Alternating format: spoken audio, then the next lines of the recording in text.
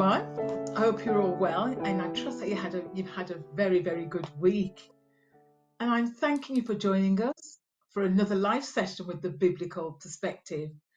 For those of you joining us for the first time, welcome and welcome again, and I'm glad that you're with us.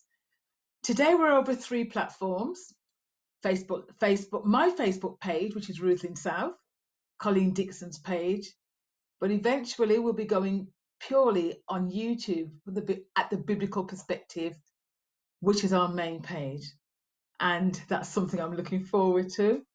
And as always, this is an interactive study, so you can ask your questions and post your comments in the link. But please be respectful when you're posting your comments and questions.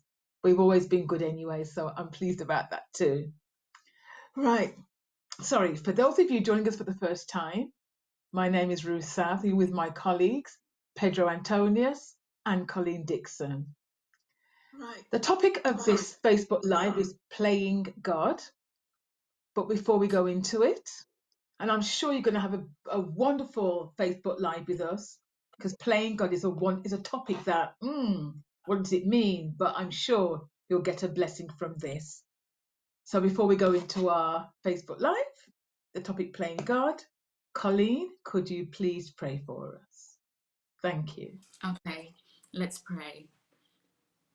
Dear Heavenly Father, thank you for this opportunity that we have to study your word. Lord, I pray that this study will be a blessing to all those who watch. And I pray, Lord, that through this ministry, that lives will be transformed and that men will be drawn to you. I ask these things in your name. Amen. Amen. Okay, So, thank you, Ruth. playing God, you're welcome. I'm looking forward to this, Colleen and Pedro. Yes, I am as well. So, as Ruth has already said, we're trying to move towards just having our lives on the YouTube channel, because we've had some feedback that YouTube is more accessible to people than Facebook.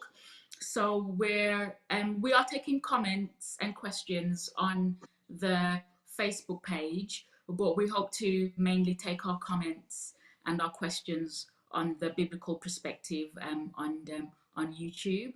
So if you do want to comment and to also ask questions, we'd encourage you to use the biblical perspective on the YouTube channel.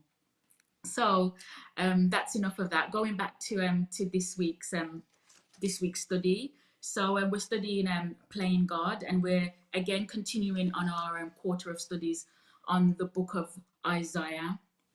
So for those of you who have watched the YouTube video that relates to this particular study 6, you'll know that we've already discussed certain elements of the book of Isaiah, particularly in Isaiah 13 and Isaiah 14.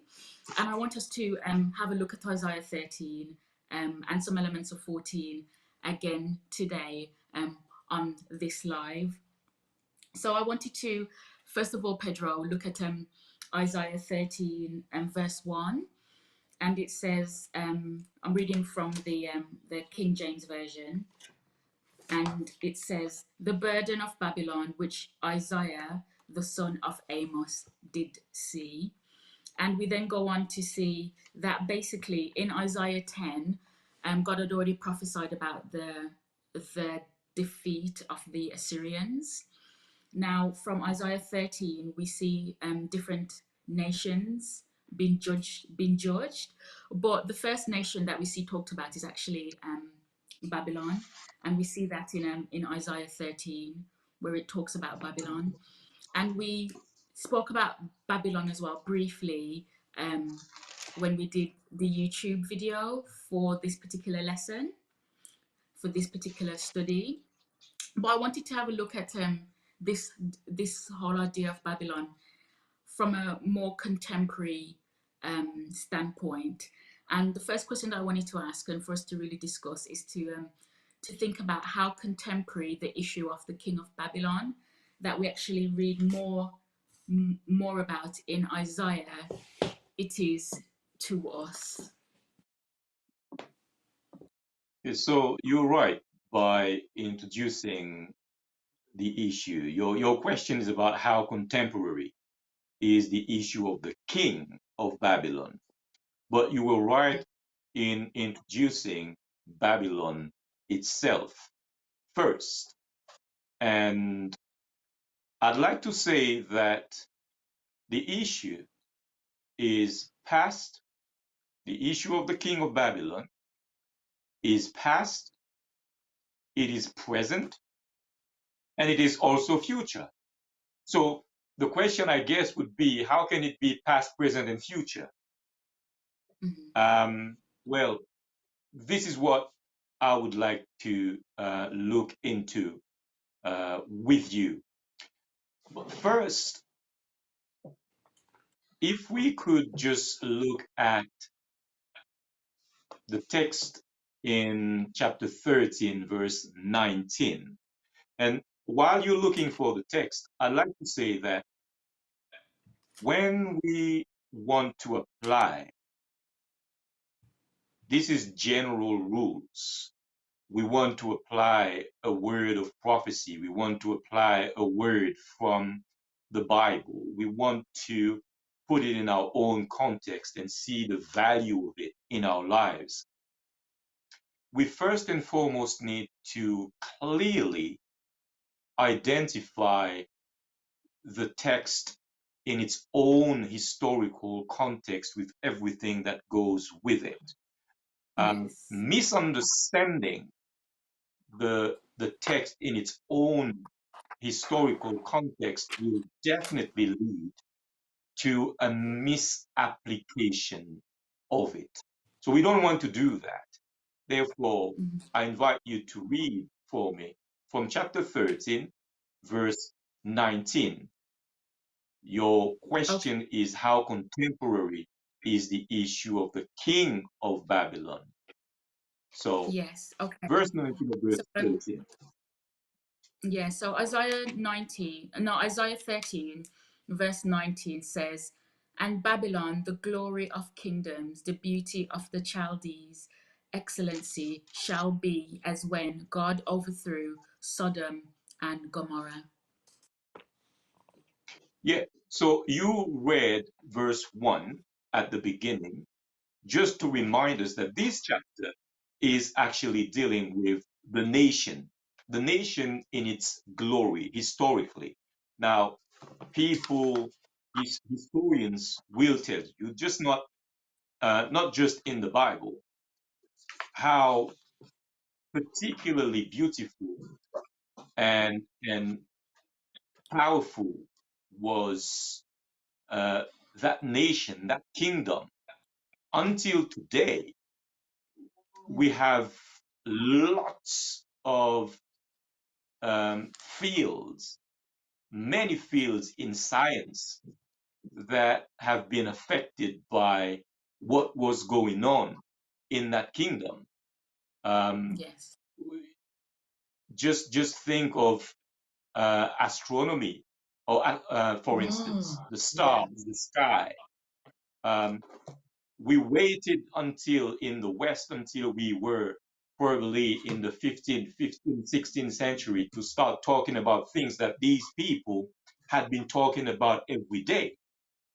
Yes. The division of time, for instance, is based on the Babylonian system of 60 seconds, 60 minutes, and so on. So this is just part of the glory and the excellency of this kingdom as a kingdom. But in this text here, we hear about something that God is going to do to this kingdom. He somehow compares this kingdom to two other places we infamously learned about in the Bible, Sodom and Gomorrah, who were destroyed Yeah. by God. So we hear that God is going to do the same, but the terms that he uses when he's telling about what's going to happen is the glory and the excellency. Are you with me? Yes. Yeah.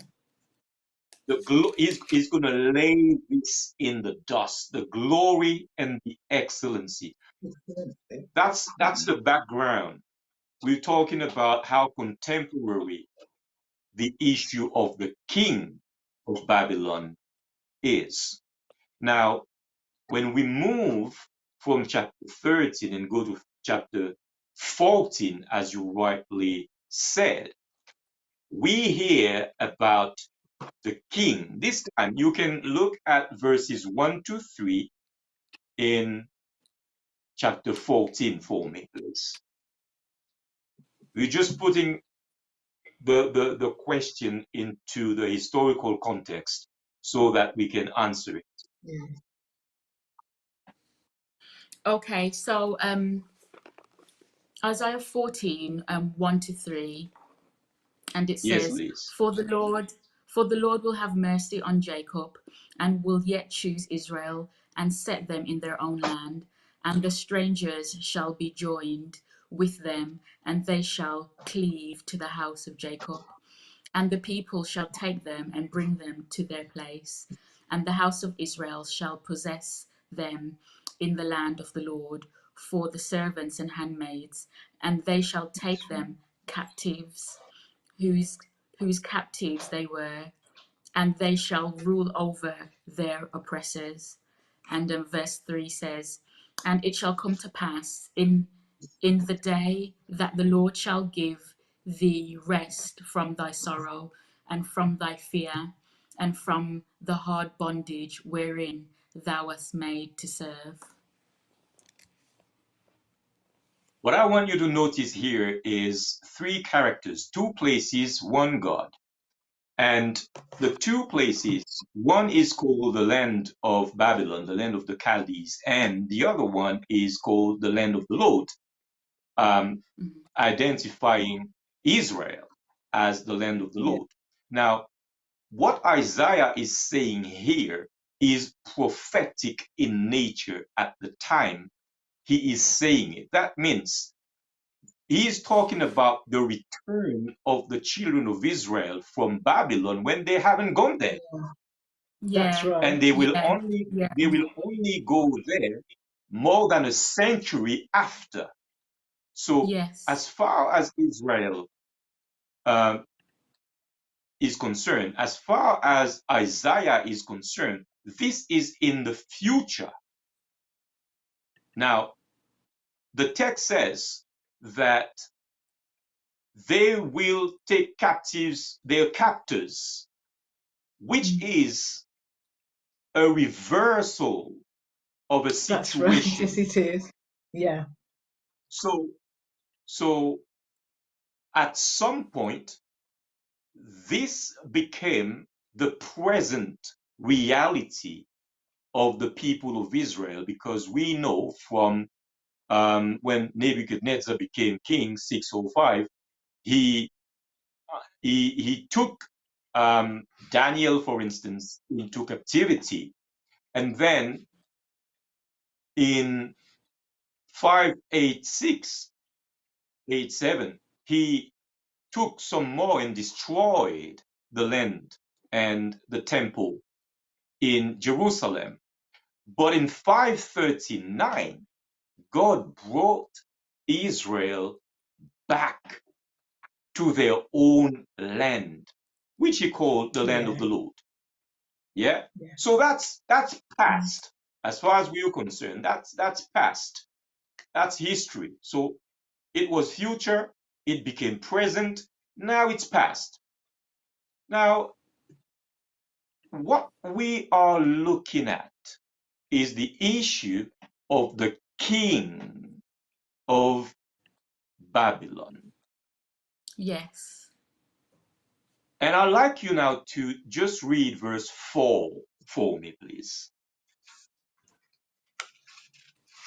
Is that 14:4? 14:4, please. Okay, and it says that thou shalt take up this proverb this proverb against the king of Babylon and say, how thou the oppressor seest, the golden city seest. God put an end, said in verse 19 of chapter 13, he is going to put an end to the kingdom. Why does he feel he needs now to talk about the king himself? Why is it that this king is promoted to the circles of people to whom God has to speak directly to by proclaiming upon him an oracle? Well, several reasons. We're looking at the question of how contemporary is the issue of the king of Babylon. All right? I want you to go to verse 16 of this same chapter for me now, please. Do you have that, Ruth? Yeah, so is it 14:16? Yes, please. Right. They that see thee shall narrowly look upon thee and consider thee, saying, is this the man that made the earth to tremble, that did shake the kingdoms? Is this the man? Okay, we're going to be very practical this afternoon. This That's text good. has different ways of being looked at. Okay. And there are two main perspectives. Usually, when we look at it, we see the higher being that is paralleled with this king of Babylon.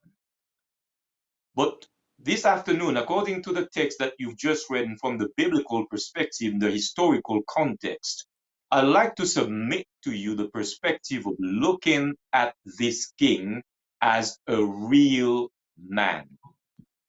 Mm-hmm. All right? A real man to whom Yeah. God is speaking his mind. Does that make sense? Yes. Yes. So we will leave the other aspect on one side and concentrate on the human aspect of this narrative concerning Okay. the king, trying to answer the question as to how contemporary is the issue of the king of Babylon. Now, we need to define what the issue is, don't we? Right. That's Yes, we why. do. That's why now understanding that this is a man, Yeah. he is the king, he Mm-hmm. is in charge of the policies of the kingdom. He governs this kingdom. What he says goes. Mm-hmm. With me? So Yeah. God has a little talk. God has a little talk with him. Now, what is the issue of this man? I want you to look at verses 11 to 17 now, please.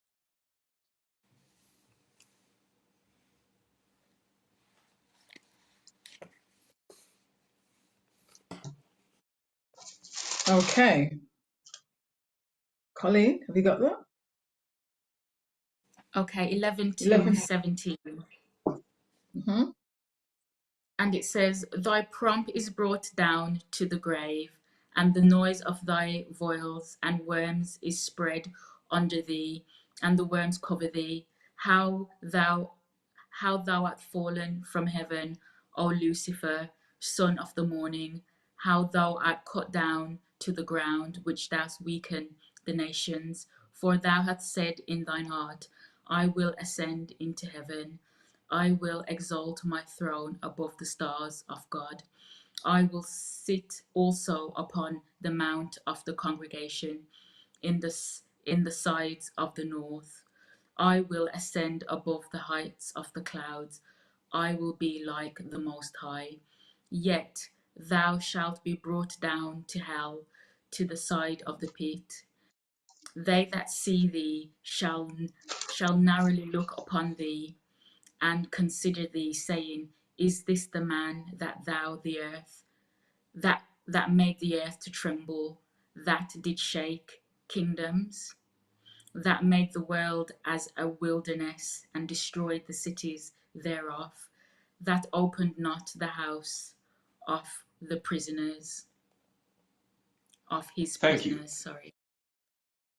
So, in order to understand clearly how contemporary this issue is, again, I come back to the point that we need to look at the text from its historical context. And the first thing we need to recognize is we are talking here about a real man, a real king, a policy maker in the kingdom. All right? Now, to whom is God speaking? I've just said it. To a real man, the king, the policymaker. He's speaking to the policymaker of that kingdom. He's speaking to the king of that kingdom. Now, what's the link between God? Did Isaiah send his letter to the king? What happened? Did he have to read it because God is speaking about him? The message is for him. So did Isaiah send the message to him? Remember, this is 100 plus years before Babylon Well, he came on couldn't, the because scene. it wouldn't have been born, it wouldn't have been born. So he was speaking a prophetic message to the people about a king that was to come to them and to do what God said that he would do. Okay, this is one aspect of things that we need to keep in mind. Yeah. What Isaiah is saying right here is not something that is exclusive to Israel. In fact, historically, all the kings, what you would call pagan kings, like the king of Babylon, kings of other nations surrounding Israel, they would have recognized this text because it had been floating around long before Isaiah. Yeah. They had a story going around where one particular god, in fact, they had several of them, one particular god was planning to take over the place of another god because he wasn't satisfied with his own position. He wanted a different one. So the king of Babylon knew about this because this was a widespread story amongst the nations around. And God, in his wisdom, is using it so that this king who is not yet in power, when he comes into power, he may know that the God of Israel has already spoken about him, about what he is going to do to him. Are you with me? Yes. So if that issue existed, the issue of setting oneself above others, wanting to take over and so on, if that preceded the king of Babylon to whom it is addressed right now, this means that this is an issue that goes beyond the present protagonists. Yeah. But we will build on that. What is his very problem? In verse 11, can you read again verse 11 for me, please? Do you have that, Ruth? Yeah, it says, Thy pomp is brought down to the grave, and the noise of the viols, the worm is spread under the tree, and the worms cover thee. Okay, so we're looking at his problem. What is God reproaching him? For his pride, his pomp, assuming that His pomp. he's actually God himself. Yeah. Okay, you remember this word that is used there, it's the same word that is used in the first text you read, which was in Isaiah 13, verse 19. Do you remember what the problem of Babylon was? Yes. And What Babylon, was the it? glory of kingdoms, the beauty of the Chaldeans, the excellency, shall be when God overthrew Sodom and Gomorrah. Okay, let's think about something here. The same word that is translated excellency in this text is the same word that is used for the king of Babylon in verse 11. Yeah. So why is it that we have put it pride rather than exaltation, excellency, majesty? Why? Because it's the same word. That's right.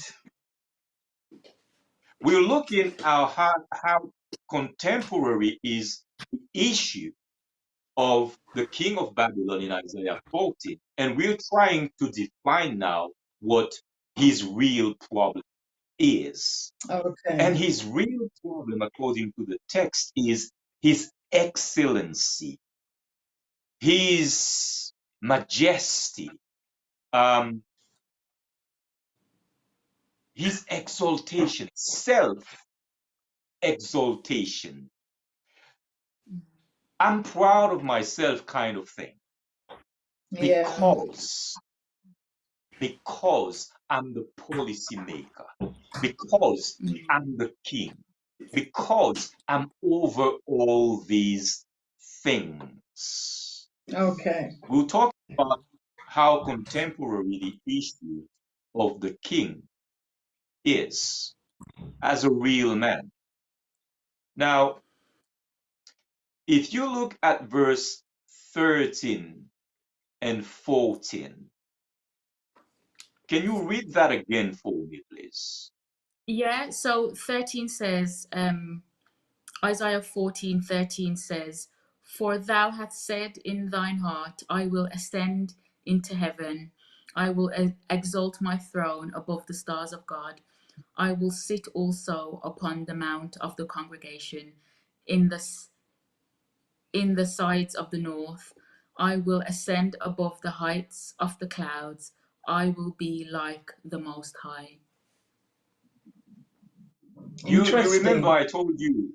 I told you that that story was going around Yeah. with the you find exactly the same words. I will do this, I will do that, I will do this in the ancient Near Eastern tradition of um, the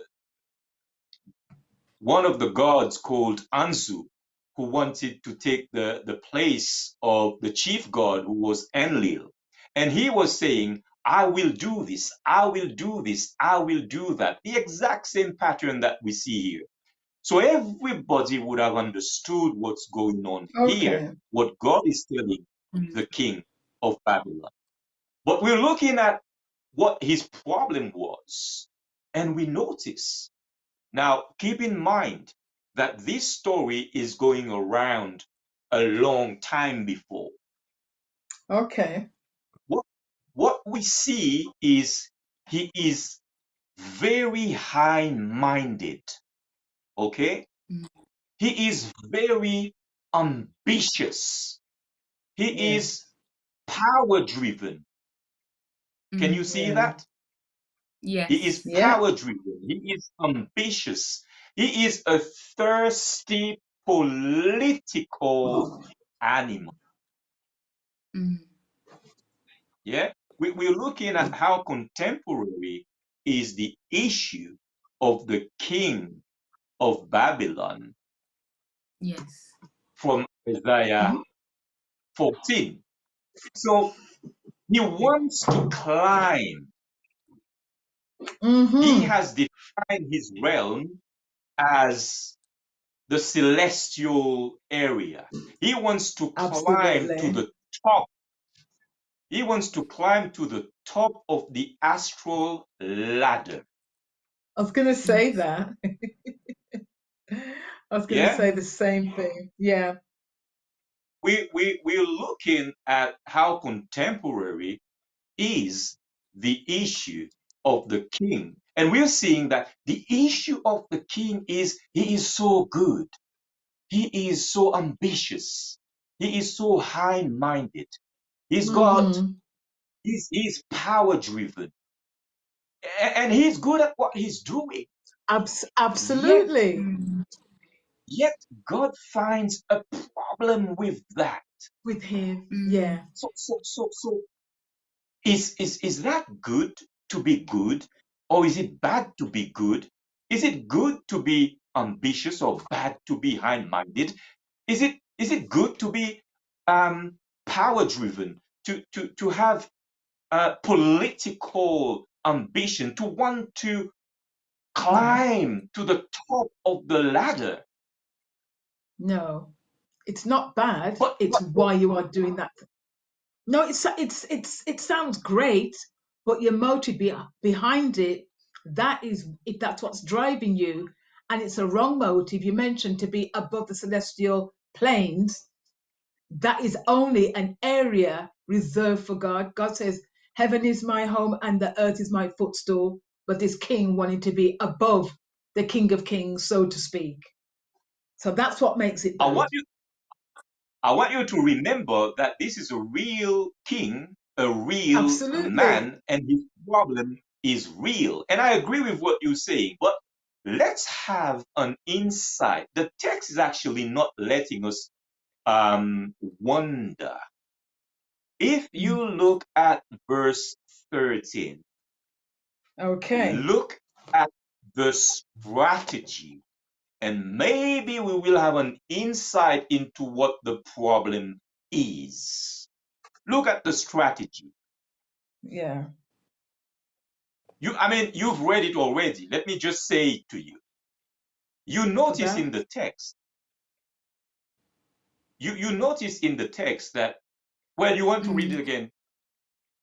Yeah, for thou hast Yeah, I said can in thine do. heart, I will ascend into the heaven, Okay, I will exalt my. you Okay. you've read it. He is I will not ascend. he is not coming out with it.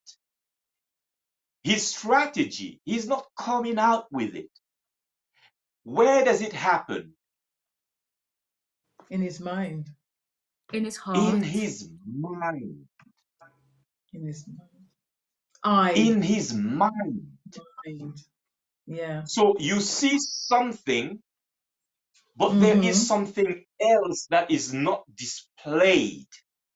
That's There right. is something in the heart, in the mind. He is Yeah. thinking it, not saying it. Absolutely. He's No. thinking it. Thinking it. Yes.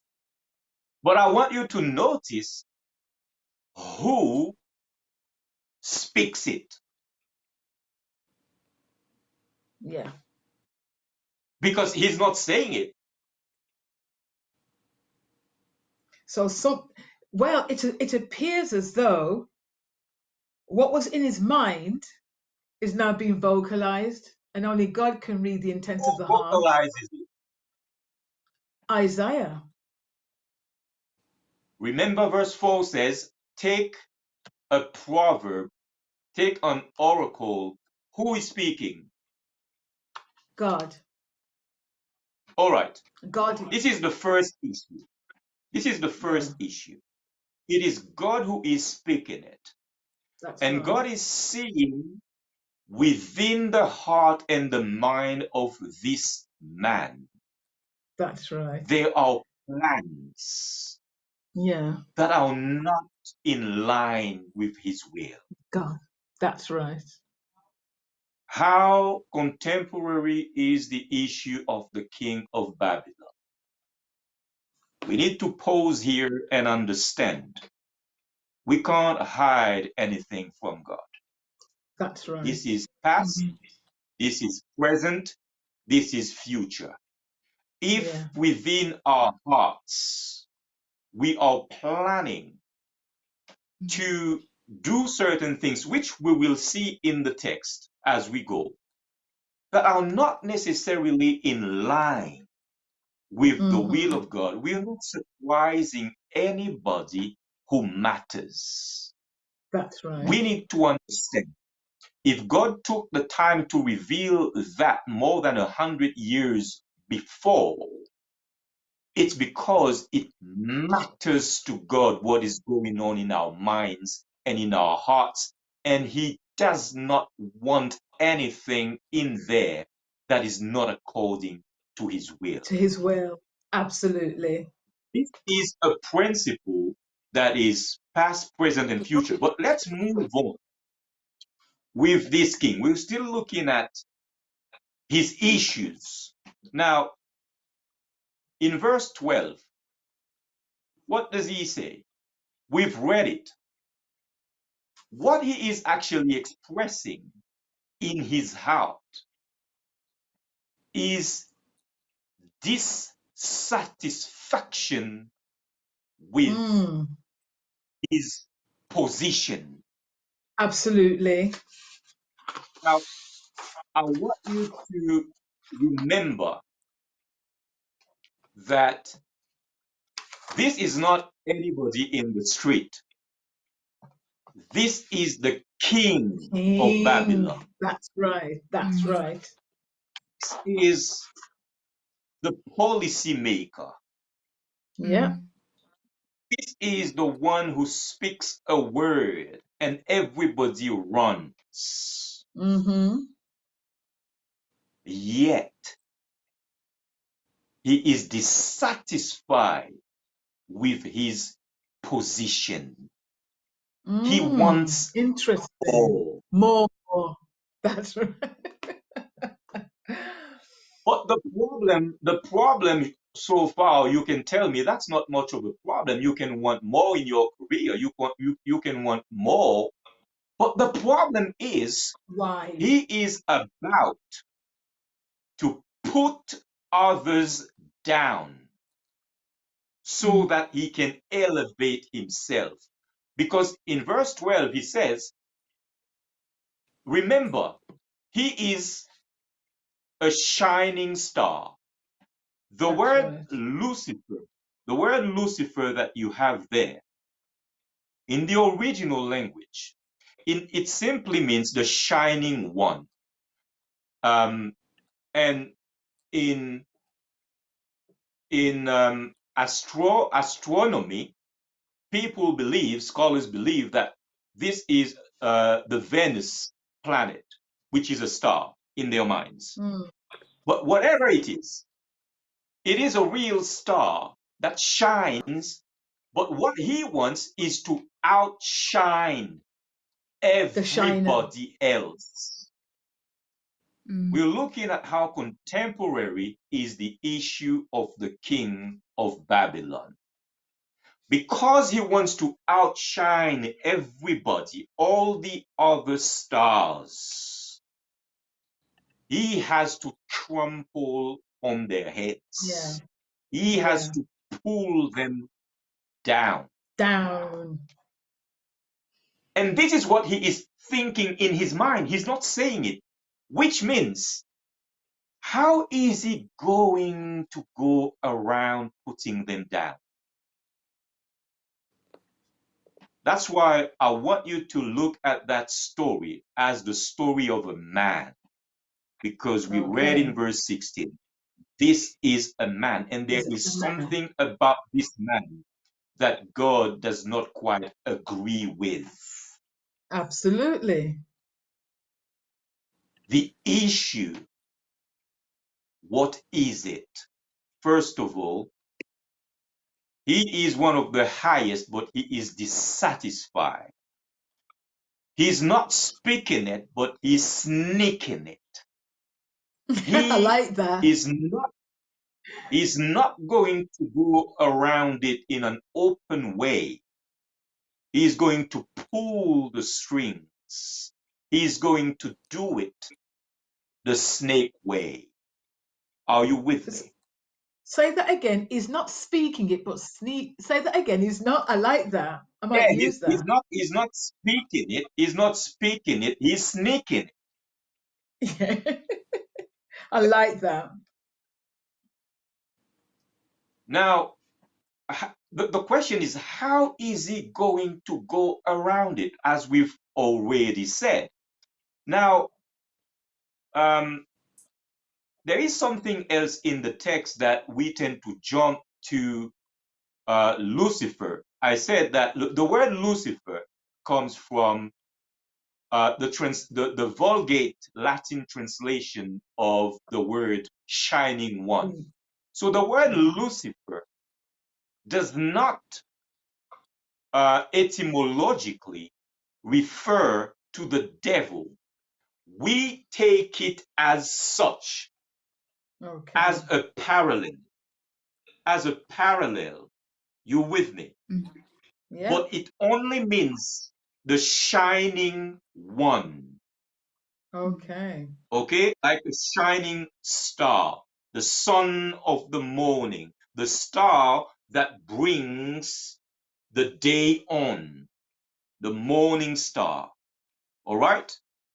So this is a real man who really stands in a high position, but he is dissatisfied with his position, and he will do everything according to what is in his heart to reach that position.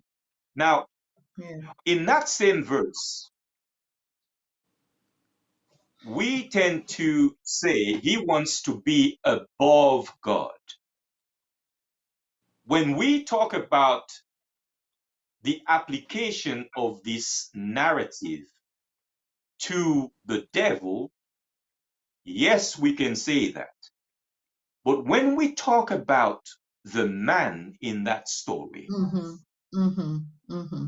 look, he is not saying he wants to be above the Most High. He says he wants to be like the Most High. That's right. What does That's that right. mean? He wants the same sort of authority. Power. Yeah. He knows he's not the Most High.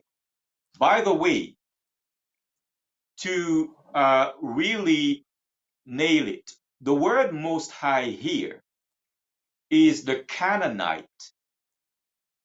You will find this in Genesis 14 when Abraham meets Melchizedek, the priest of the Most High. That's right. It's the Canaanite name for the chief god. So you can see that that story is well known by all people around Israel, and they Around. Yeah. recognize themselves in it. And God has no problem using it to talk to this king because that's the language he will understand. And that's the language we understand too. You know why? Lucifer. Because this is a concept. The Lucifer character is a concept. He is not Okay. saying, I want to replace the Most High. None of us Okay. wants to replace God because we know we're not stupid. We know we can't replace God. But we can play God. We can we Yeah. can be willing, we can plan to receive as much attention as God should receive. Mm-hmm. We can plan to make people depend on us as much as they should depend on God. Are you with me? Yeah. We may want to receive the same honor, the same glory as God should alone receive.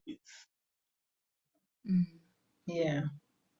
And this attitude is a concept which we find in almost, I'm answering the question now, how contemporary this issue is. This is a concept that you find in almost every field of today's life. You find it Yes. in technology.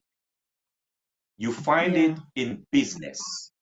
You find Yeah. it in entertainment. You find it in many fields of science. You find it almost everywhere where you have people wanting to You outshine other people. You playing God. find it in religion Yeah. where people are placed equal to God because of In how they are relationships. able to outshine others. Yeah. Are you with? Sports. Everything. It's a concept that is Yeah. well alive and kicking today. Today. The Yes. concept of the Today. shining one One. Yeah. today. Yeah. But there is a problem with that. There is a problem with this concept. What is it? Yeah. There's only one I want you God. to read again quickly. I want you to read again quickly verses 12, 15, and 19 of the same chapter.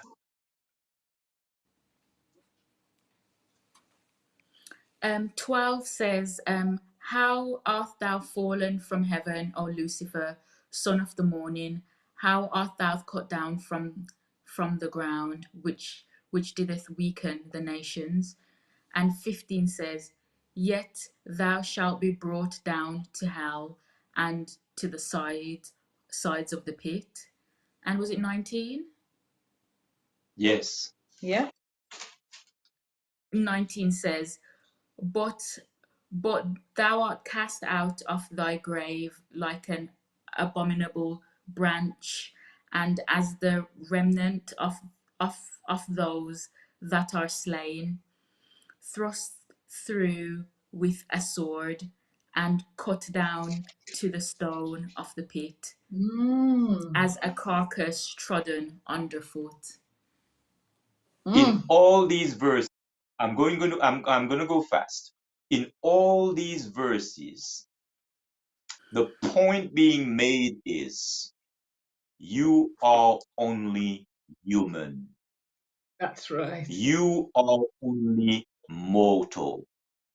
That's right. How contemporary this issue is, God is telling us to learn our mortality, to learn about our humanness. We cannot place ourselves or any other person in the place that is equal, not above God, equal to God. You will notice he never came from heaven. He came from earth and wanted That's to right. ascend to heaven. Yeah? Yeah. This Lucifer came from earth. This shining one came from earth. This man came from earth. He wasn't in heaven. He came from earth and he said, I will ascend. That's right. All right? But God said, this place does not belong to you in the mindset that you have. That's right. Therefore, you need to be cast down, out Down.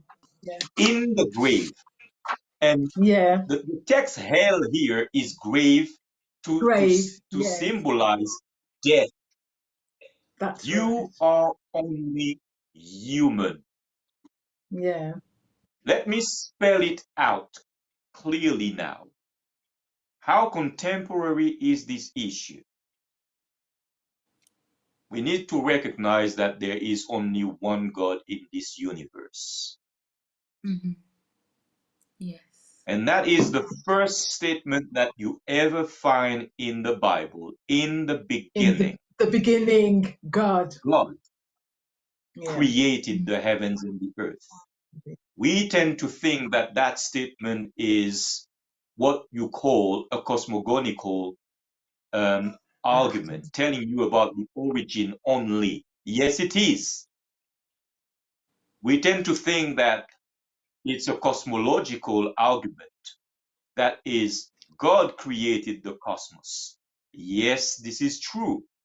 But it's also an authority statement to say Yes.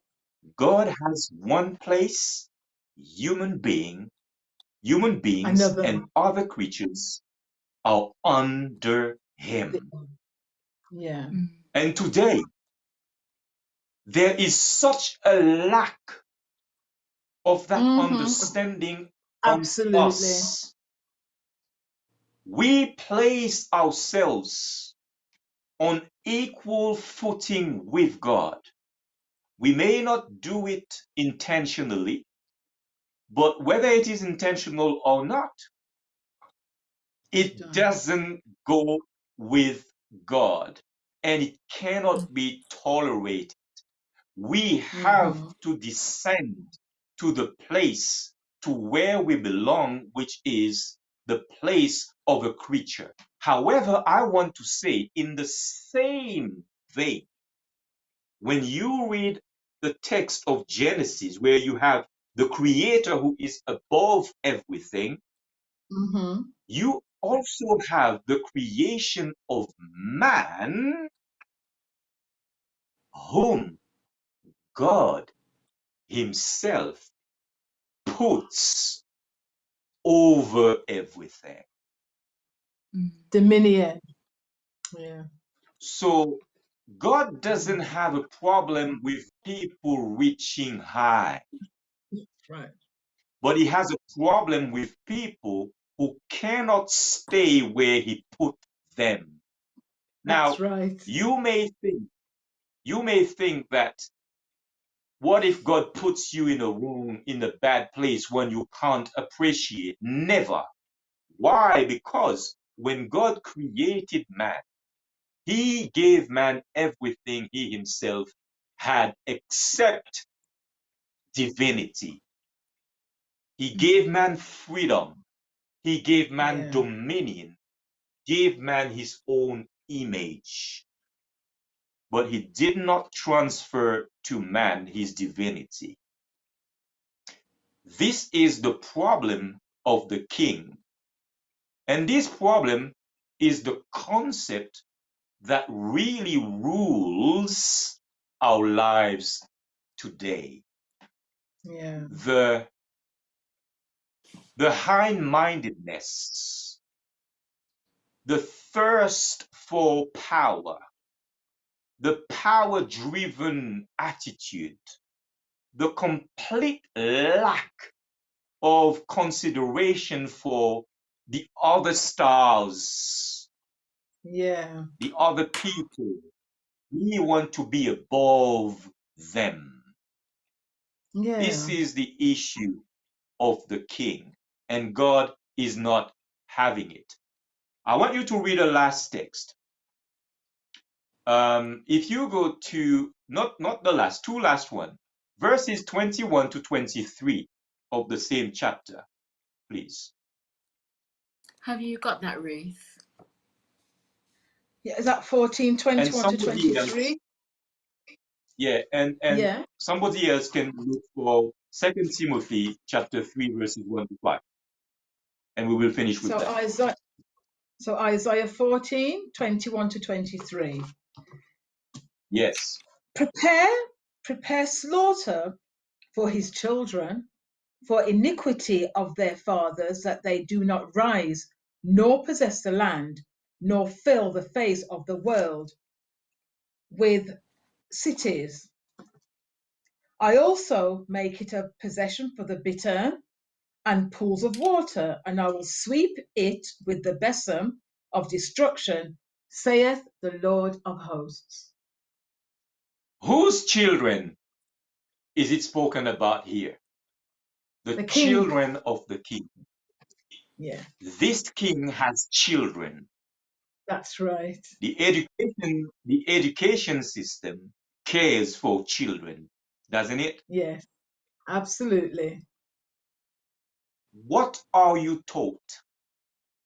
Power driven, Yeah, ambition, high yeah, mindedness? yeah. I don't know, but I'm telling you, if you are a child of this concept, God is saying it will all end up in ruin. And you may think that God is attacking you. No, this is a salvation message. Mm, By talking to the king before he was ever on the throne, he was extending mercy to him so that he may absolutely. not go in that direction. Are you with me? Mm-hmm. Yep. Yes. And he's saying, by using the word children, he is saying, anybody who follows after this concept Mm. will be subject to the same fate. Thing. And I Yeah. don't want that to happen to you. Now, the last text, unfortunately, this is what the Bible says. And you ask me, how contemporary is the issue of the king? 2 Timothy chapter 3, verses 1 to 5. Please. 2 Timothy 3, 1 to 5.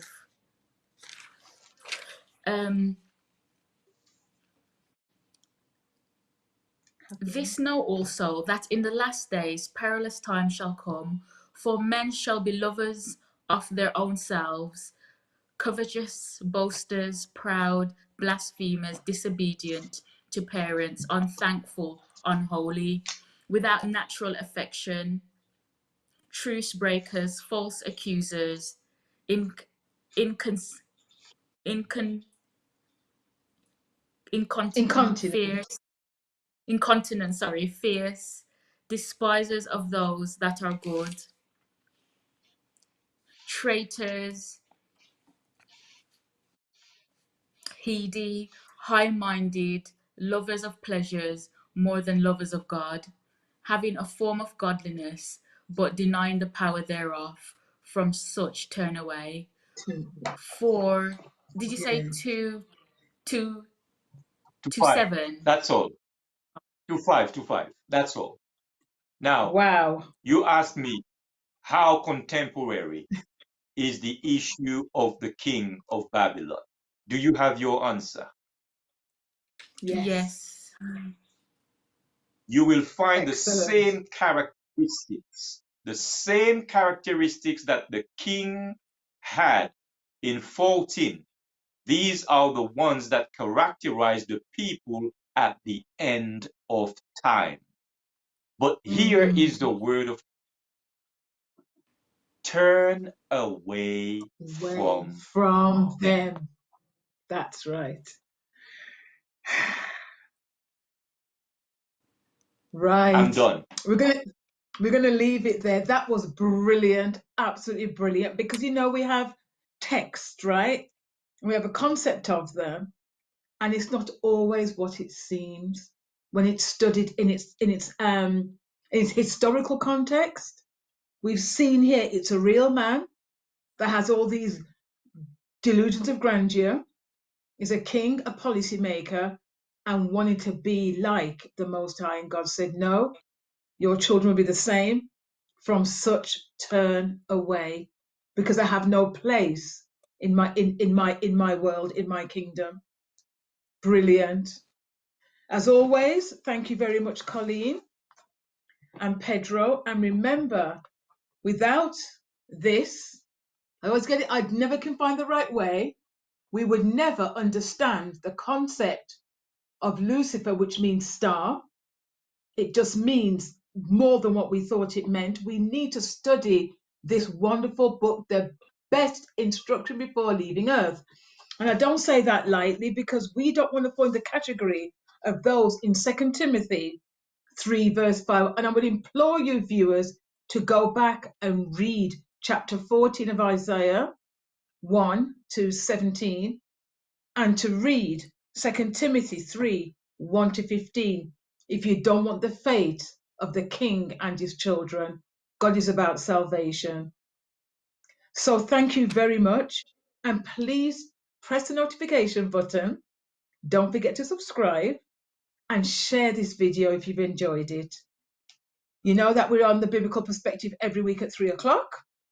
As always, stay safe, stay blessed, and see you next week at 3 p.m. God willing. Take care.